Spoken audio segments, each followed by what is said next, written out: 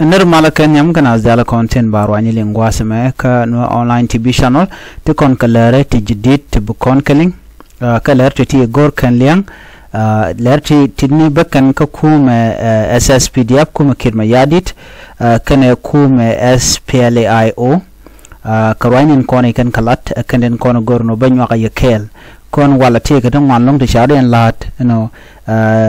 right kume SSPDF karai kume SPLAIO katin jekton kona lat karodian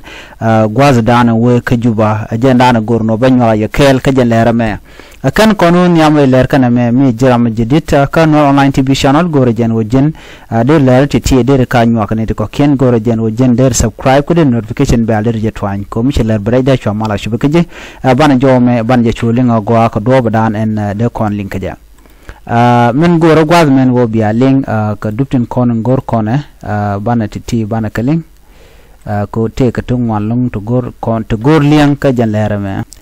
Karwandi ti te bukon kaling ti karwandi be ka kuma kirma yadit kana kuma Dr. Machar ngai kon ka kane dangro de ti udame jan jaro luro ikon udame Gabriel Paul jaro luro ikon la raja kalerin content be ka kuma no buru da diana me borai katin content be ka asfere mayo Kenyam chanman chalat kume dung kirma yadi chana jaling gonyen gony ken kume ayo keja re ler kana me bana jaling ko tega dung walong lat korodian ka jan ler mene chala do ne na da do ban jan ka bar gazal mi wi ka juba cha Somalia cha janeten ka cha turbil michi tiang ka kwak ko ka cha kanang ani ti she kap anda do mo ne di shi turbil kana nyura ka chika Somalia national chikana nak ran Somalia cha na gan gwasama an gwadmo chi kume dung SSPDF la kume marai ka kinma yadit chikan larno ni de content na ka Somalia ketin kap ko turbil ketin nyor ko turbil ka kume SPLAIO chikan kume SPLAIO chikana gwan ban namban jojung na wala kaler ndana inshallah Ramadan la spokesperson ko kume SPLAIO rawde ka kore chu SSPDF nyok la no te ko turbil la dian ma cha nyur ka nyok ka turbil na mo cha ja kapchong ka de wajen te ka kwaktung wan bolong tine di choko bakel te kare de an turbil mo wa cha ne dang bakel to cha ka kinaf ki cha ka ko bom kume SPLAIO ka dobran kan lat ka ja ka shikan ngwan shikan ko lun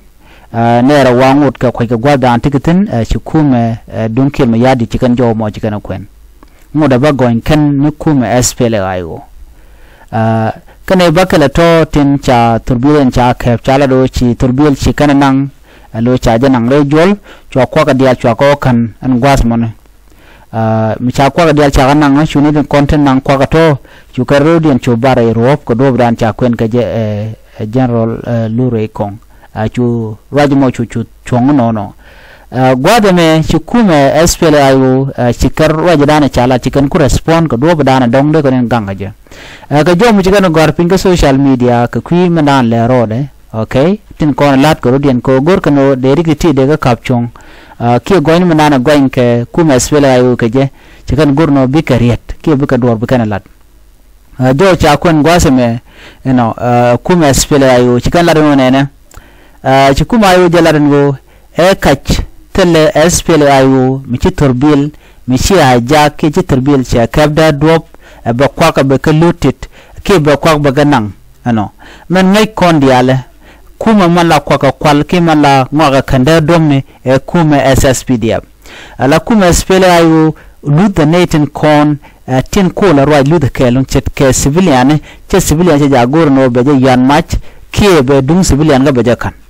mga kelon kesto ka background wa kuma SSPDF kanete kontela kwagla ka kwal bikan turbil bikana kapchong bigana bikan kanak iyo bikana kulo la no enete nang na swa ke bon SPLAIO bon bikana chega ka bon dia la content dor na mga ke si Ramadan ke spokesperson Jaro Lampol Gabriel Ramadan la roik la rika SPLAIO che jo mo che kwen che wotel kuma SPLAIO mi che turbil men kap chong da dop tele civilian mi che ne men attack da dop ke jo mo che jalat jerman chala de kume gor kano biwingon banegich kawang mije ke ba chu gi no kono ka kono di jek ajen ladana gorke ajen na me tactic kume SSPDF ko ba SPLA ba je kulin ke ba je kulin lok bat kan ngai kone la to gano SSPDF ka kanin kon tilarik la ja latke bigan kulo kul SPLA eni rem jikan la kana wiya gon ba ola ro SPLA le namo jo me jen jo dan en chala de wale en go ci goin ni ci gudeten ci kume SSPDF ci gande ci kana jangare ruop de jamo jare ruop gorne dang rotin kon tin ko gotken ka ci kan la no e cha ne dangwa ne sha kalun